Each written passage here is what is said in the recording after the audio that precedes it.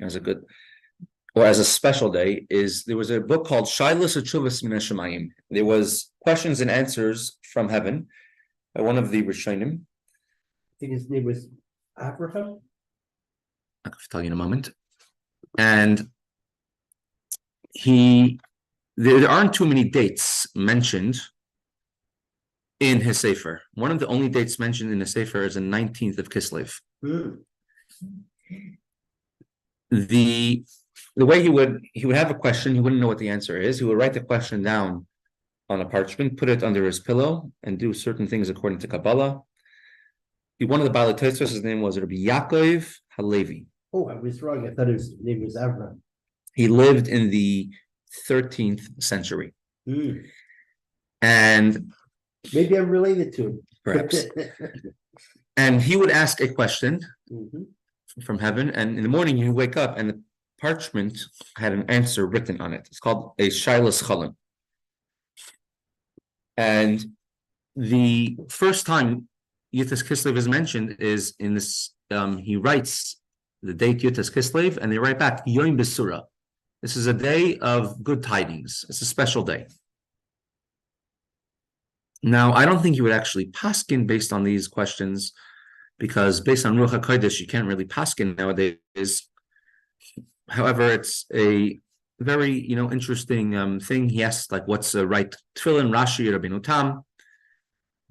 What's another problem is that even if you would be allowed to paskin according to Ruach HaKodesh, but over here, if the whole idea is you're finding out actually what they say in heaven, the problem is we don't paskin like in heaven. Correct.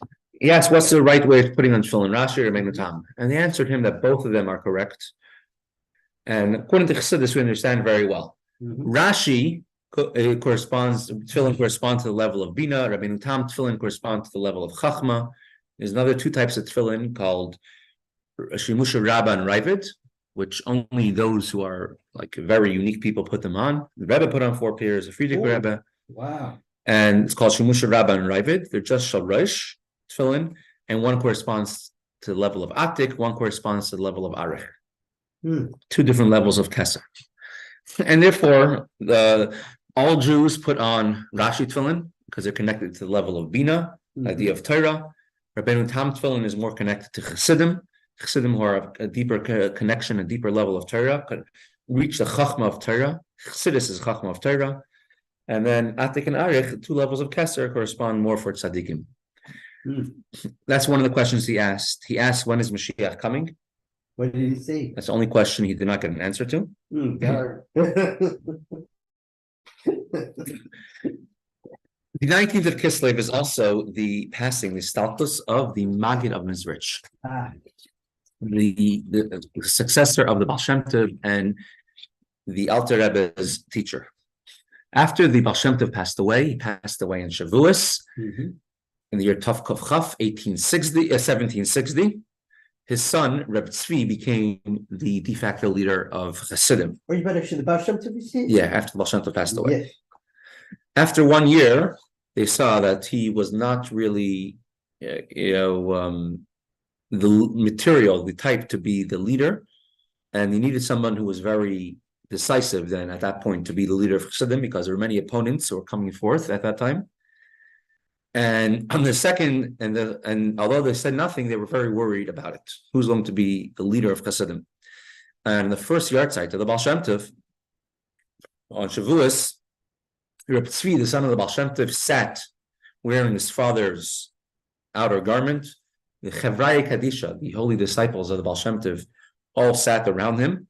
And he said, the Torah that he would say, and afterwards he stood up and he said, today, my father, the Baal Shem Tov, came to me.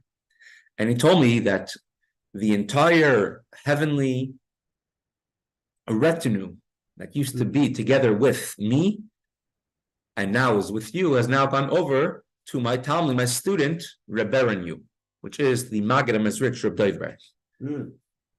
And therefore, you have to appoint him to be the head of all Chassidim, to be the head, and let him sit in my place, put on the Baal Shem Tov garment, and you should know that he will be successful.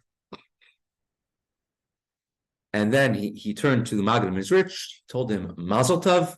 He took off the Baal Shem Tov's garment that he was wearing, like an outer garment, a kapata, and he put it onto Reb Doivber, and he sat down in the place of the Maggid Mizrich, and he told the Maggid Mizrich to sit down in his place where his father, the Baal Shem Tov, sat. Right away, the Maggid Mizrich sat down. All the students of the Maggid remained standing, and he started saying a Torah, a Maimer. Very first Maimer that the Maggid Mizrich said was on Shavuos, on the Haftarah of Shavuos, called Mar'ein U'Masayim. And we have this Maimer in existence.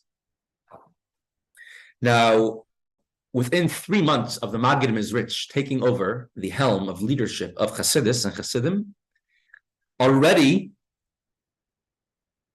he established the work of Hasidim in a very orderly manner.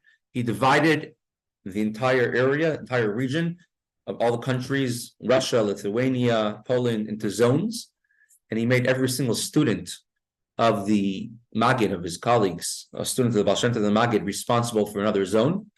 He made rules how they cannot infringe on each other's areas, except for certain circumstances, and they should have once a year a convention, a gathering of all the students of the Baal Shem Tov and of the Maggid in order to continue their work. And next to my father's Maggid family, for Hasidim, ultimately, the next because of the Rebbe Eli Melech, because even though he was a Litvak, he was placed in charge of Poland and Galicia. So you come from Rebbe Melech? Oh no, they were students. Exactly, yeah. Rebbe Melech. Mm-hmm. Now the Baal Shem Tov had was called 60 Chevraya Kadisha. Chevra Kadisha means a holy society. 60 students, of course, thousands of Hasidim, but prize students of the highest level caliber. We're talking about Gaonim, rabbis, leaders of communities, people on the level of the Baal Afla, the teacher of the Chassam Sofer, Reb Shmelke, Reb etc., Reb Pinchas of Alter Rebbe, the greatest students that the Baal Shem Tov had 60 students, and the Maggid Mizrich was double, 120 select prized students. Mm. And they established all over the Chassidus in many cities and towns, large cities, small cities. One of the greatest students of the Maggid Mizrich, his name was Menachem Mendel. He was Menachem Mendel of Vitebsk. Later on, became known as Menachem Mendel of Haraduk because he moved. He eventually, after the passing of the Maggid Mizrich, Alter Rebbe chose him to become his new Rebbe, and after 3 years, he moved in the year 1776. He moved to Eretz Yisrael. The Alter Rebbe wanted to move with him to Eretz Yisrael, and he traveled with him all the way to Vitebsk, and then he told the Alter Rebbe to go back, and you have a job to do in Russia. The Chassidus became very widespread, and there were, in the area of Podolia, there were 3 open centers of Chassidus. During the times of the Baal Shem Tov, many times it was hidden, it became open. 3 different centers. One is in Lubavitch, was headed by someone named Rabbi Sacher Ber of Lubavitch. There was one in Karlin, led by Rabbi Aaron of Karlin, and another center in the city of Haraduk, led by Rabbi Menachem Mendel of Vitebsk, who the Maggid told him to settle in Haraduk. In the beginning, he was in Minsk, then he was in Vitebsk for a few months, and then the Maggid told him to go in Haraduk, where he established a center of Chassidus. And these were open centers of Chassidus, and there were many hidden covert centers, hidden undercover Chassidim in many cities who were spreading Chassidus in many different places. Now, during the lifetime of the Maggid Mizrich, Chassidus was expanding, becoming larger. After his passing, the entire edifice of Chassidus was very shaky after his passing. There's no new leader at the helm. And the entire hard work of the Baal Shem Tov and the Maggid Mizrich was in danger of collapse. All the students of the Maggid and Mizrich gathered together and said, who can we appoint to be the next one leader of Chassidim? And they couldn't find any specific leader, and they decided that there should be first the son of the Maggid Mizrich. His name was Avram. He was called Avram Malach. He was a very wholly unique person, almost an ascetic, separate from this world. And it said, if he does not want to accept the leadership of Chassidim, they're going to go to Reb Menachem Mendel of Vitebsk. Called him Reb Menachem Mendel Litvak. Reb Menachem Mendel of Vitebsk. And then they chose 3 students on Hanukkah, so about a week after the passing of the Maggid Mizrich.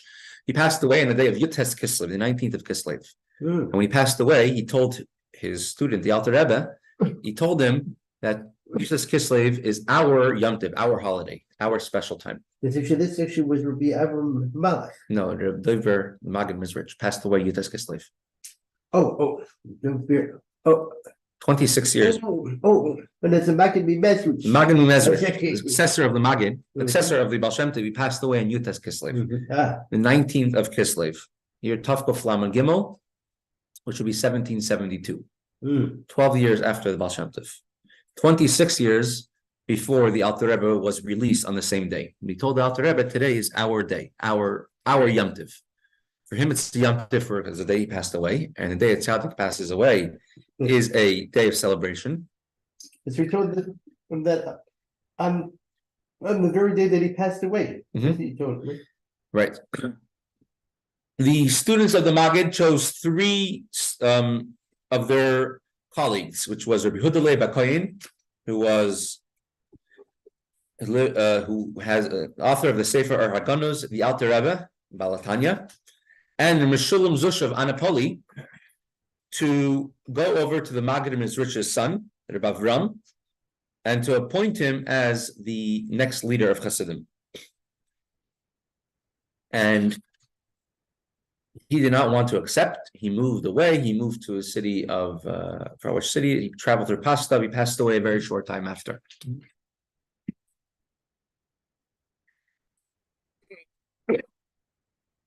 The Alter Rebbe was the youngest student of the Maggid Mizrich. However, in terms of scholarship, and leadership, it was recognized by everyone that he was one of the greatest students of the Maggid Mizrich. And later on, the Maggid Mizrich, they found out about him that he was considered to be the greatest by the Maggid himself, chosen by the Maggid to make a compendium, to compile all the halacha Shulchan Aruch of the entire Shulchan Aruch, and given a very special mission to bring Chassidus into the place of the greatest opposition, more than anywhere else. The other students of the Maggid Mizrich tried to bring Chassidus, Levi Yitzchak Berdichev, and he was run out of the city where he lived. He was run out of the city where he lived. He was a Rav in the city of Minsk. And the opponents of Chassidim ran Levi Yitzchak out of the city. And they chased his wife and children out of town with nothing. And then he went to Berdichev and became the Rav in Berdichev. The Rebbe Avram Kalisker and Rebbe Menachem Mendel of Vitebsk both left Russia, and they moved to Eretz Yisrael because of the persecutions that were going on. The one chosen to bring Chassidus into the furthest camps opposed to Chassidus among the Jewish people was the Alter Rebbe. He was handpicked by the Baal Shem Tov and the Maggid Mizrich for this mission. When it came time to do the Tara, we have Dovi here, who's a very this is his line of expertise. And the line of expertise, what is it? I'm actually a Shomer. But it's Shomer, okay. It's a line of expertise that I always hope you hope you're out of business. Exactly. Yeah, I'd love to be out of business, even though I do get paid. So during the Tara of the Maggid Mizrich, there was a lottery drawn up. Which students of the Maggid Mizrich should do what part of the Tara? Who should be part of the Tara and who should do it? And it was chosen that the Alter Rebbe from the lots, Alter Rebbe should do the head, called Rosh Kesem Paz. Alter Rebbe should be the one to do the Tara on the head of the Maggid Mizrich. There was a lottery, you said? Yeah, who should do the Tara and who should do what part of the Tara. Now, Alter Rebbe says that I was trembling from the tremendous chus, tremendous merit, and the tremendous responsibility. And I was very scared as well that now he's a youngest student of the Maggid Mizrach, and there's so many older and more senior students of the Maggid who are much older than the Alter Rebbe and served the Maggid Mizrach for many, many years, and they were not part of the Tara of the Maggid Mizrach or had other parts of the, and he was very nervous and he was very scared. He didn't want to get the other students of the Maggid Mizrach upset. You don't want to get these Tzaddikim upset. And he remembered one time what happened. The Maggid Mizrach called in once the Alter Rebbe, and he told him, "I want you to tell me what happened while you were sleeping." He says, present there, the Maggid Mizrach called in also Reb Zushav Anapoli and Reb Yehuda Leib HaKohen, two other more senior and special students, Talmidim of the Maggid Mizrach. So I want you to tell me what happened while I was taking a nap. Now, just to describe the Maggid Mizrach, when you take a nap, wasn't like a regular person taking a nap. He one time sent a message to Pinchas Karitzer, telling him that right now I'm trying to take a nap on Erev Shabbos, but because you're saying Shir Hashirim on Erev Shabbos is causing such a tumult in heaven that I can't sleep from all the noise, all the tumult that it's causing. Please stop saying Shir Hashirim. Many people have a custom to say Shir Hashirim. So we could see from there that as great, you can imagine how great the Shir Hashirim of Reb Pinchas Karitzer was, that the tumult going on in Shemayim, in heaven, when he's saying it. As great as that, the sleep of the Maggid is much greater than that. So the Maggid Mizrach said, when I was sleeping, tell me what happened. So Reb Pinchas Karitzer, your ancestor? No. He's actually my ancestor. I see. He was also a student of the Maggid Mizrach. And he had a disagreement, you can say, with the Alter Rebbe. When it comes to the spread of Chassidus, spread of godly knowledge. He's saying these are very holy, lofty things. You have to be very careful how you teach and who you spread it to. And that day, Pinchas Karitzer walked in the courtyard out in the street, and he saw that there were two papers on the ground which had the handwriting of the Maggid Mizrach of Chassidus, words of Chassidus, and he saw that they were blowing around in the wind. And he saw it, and he became very upset. He said, how is it possible? Words of Chassidus are lying in the mud? Pinchas Karitzer was seeing actually from the Alter Rebbe? No, writings of the Maggid Mizrach that were on the ground. I think what happened was that there was certain writings of the Maggid Mizrach that he said to burn, and he gave it to the person to burn. And I think that person put it into the fire, but it went up the chimney and it flew out. I think that's what happened. Anyways, but he sees words of Chassidus laying on the ground, laying on the floor. And he says, what is this? And he became very upset. The words of Torah, the greatest secrets of the Torah are on the ground, running outside. And Alter Rebbe says, I saw that Pinchas was very upset. So I went over to Pinchas and I told him the mashal. Everyone over here probably heard the mashal several times already. Famous mashal, there was a king who had an only son, and the prince one time became very sick, and the doctor said that there's no healing, no way for the son to get better. And the only way for the son to get better is if you take one very precious stone, very precious gem, and you grind it and you mix it with water, and you give the prince to drink from this potion, so then the son will get better. And the king said, fine, buy this stone, however much it costs. They looked in the king's treasures, they couldn't find it. And meantime, the son is getting more sick and more sick. And finally, after a huge search, they find that they actually had this stone in one place. Couldn't find it anywhere else, but on the king's crown. It was the center stone of the king's crown was actually this type of stone. And so the doctor said that if you take this stone and you grind it up, you mix it with water, it could help the son. In the meantime, the son's situation, the prince's situation deteriorated to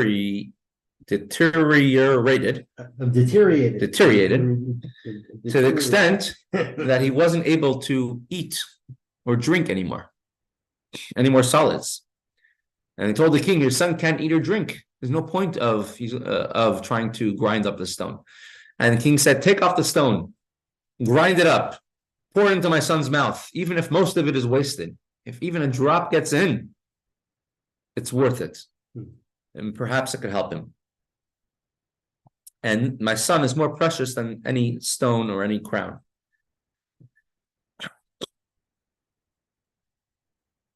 And the nimshal, you can understand, is the precious gem of Hashem, the Torah, especially the words of the inner part, the secrets of Torah, which is in Chassidus, are Hashem's most precious commodity.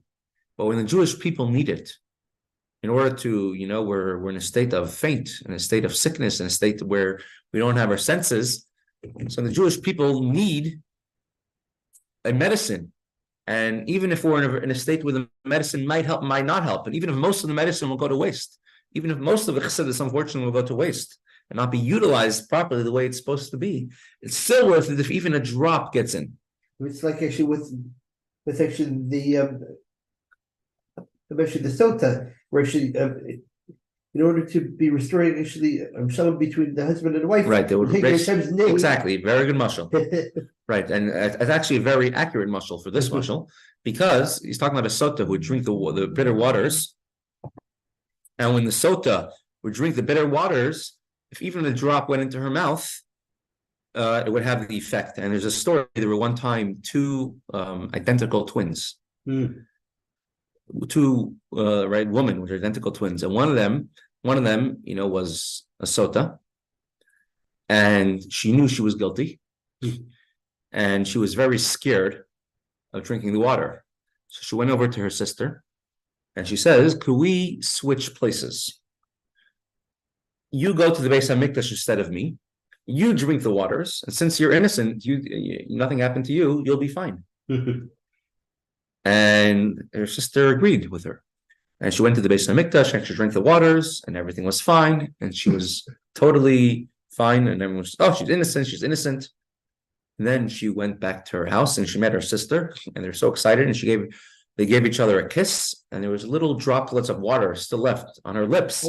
Went into her sister's mouth, and that drop went into her mouth, and suddenly her sister got all the symptoms of the sota, and she died on the spot. So even a drop of the sota water is enough to have an effect.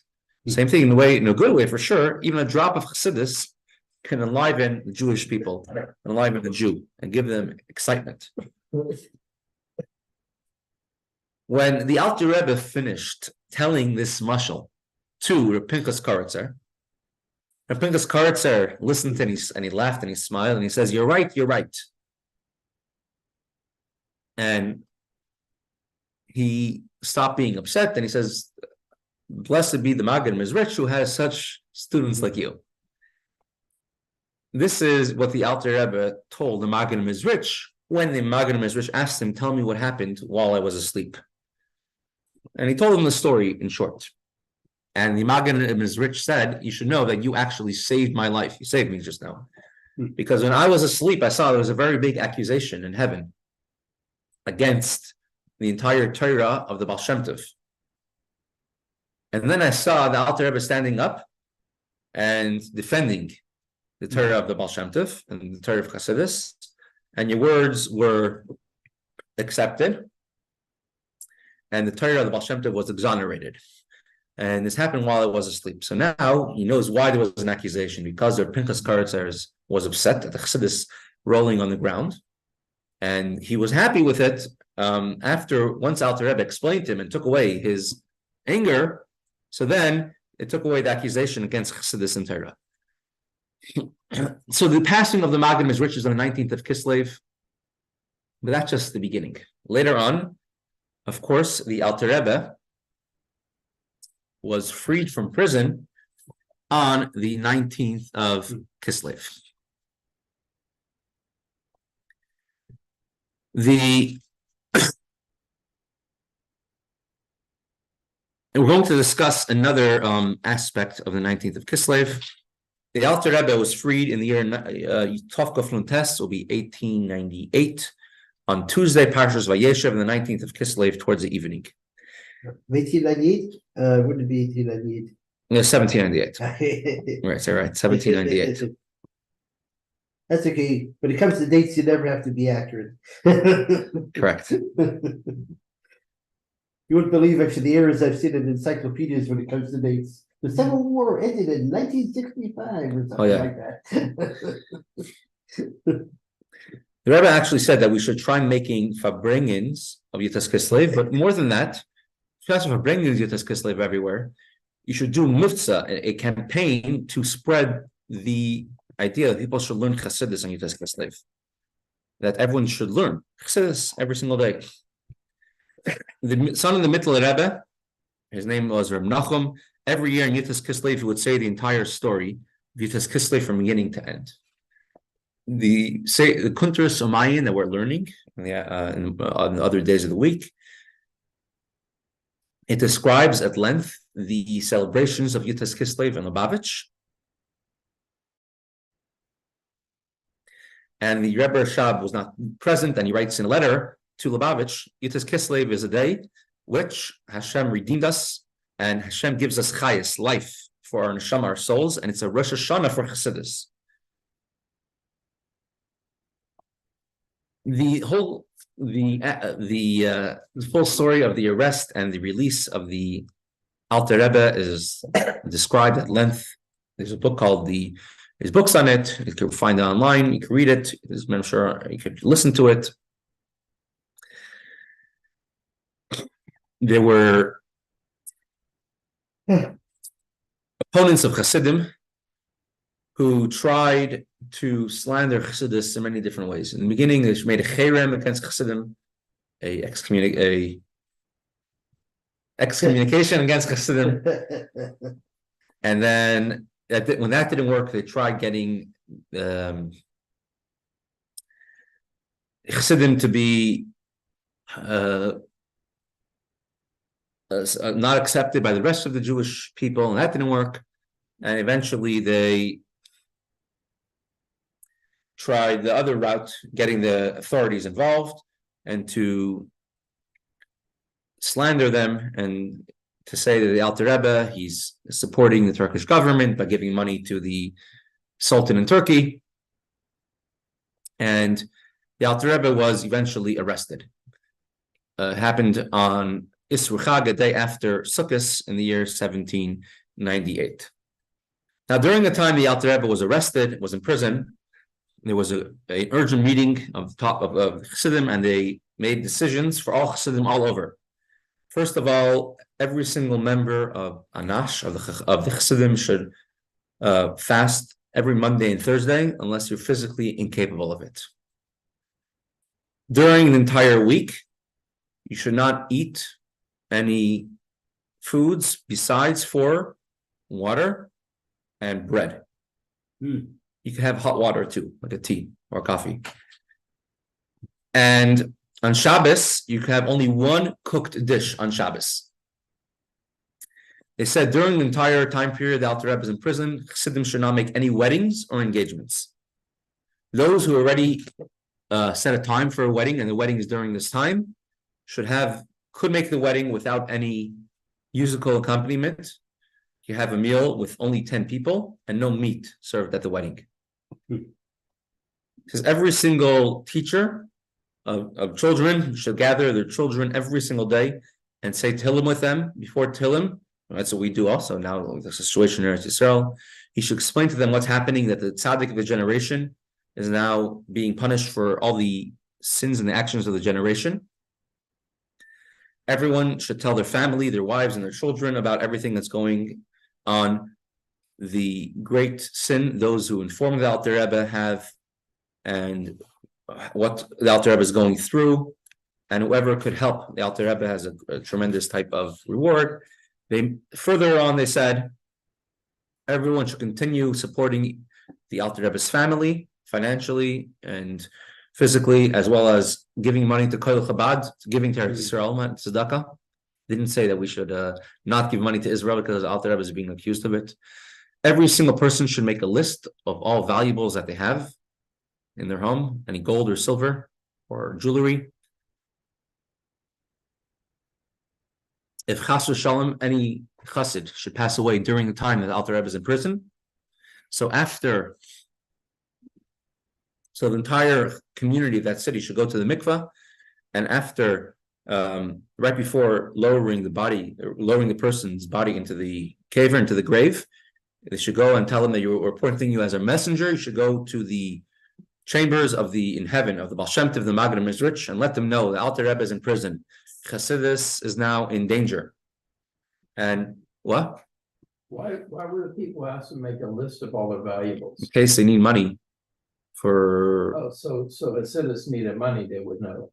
In case they needed money for whatever reason. Everything in Russia then and now works with bribes. Okay, thank you. Right, you have to bribe this person and that person, Gotcha. and lawyers. Lawyers are secondary to the. As Shakespeare said in one of his plays, first kill all the lawyers. At that point, actually, is when Chabad Chassidim used to have what's called a silver Torah, silver like crowns on their talis. They sold it all at that point, in order to collect money for the Alter Rebbe. There's a Chabad Chassidim used to have. Right, and from that point on, once they stopped wearing it, then they never reinstituted the Ataris again. And then you should tell every single person who passes away to make them go to that they have to go. We are swearing by you must go to the Baal Shem Tov, the Maggid, and tell them that your Chassidus is in danger, the Alter Rebbe is in prison, and whoever passes away, everyone should fast that day. And then they made 3 different groups. One group should be the legal team, trying to help save the Alter Rebbe. One group should be the financial team, going around collecting money for what's needed to support the Frierdiker Rebbe, to support the Alter Rebbe's household, to send money to Eretz Yisrael, and to whatever's needed for the needs to help redeem the Alter Rebbe. And then the third group should go around from city to city, encouraging and chassidim, talking with them, learning with them, and encouraging them to continue in the ways of Chassidus and strengthen the ways of Chassidus.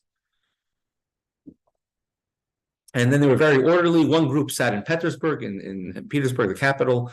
One group went to Vilna and were undercover. Vilna was the bastion of the opposition to Chassidus, and they were there undercover to find out what's going on in the camp of the opponents of Chassidim.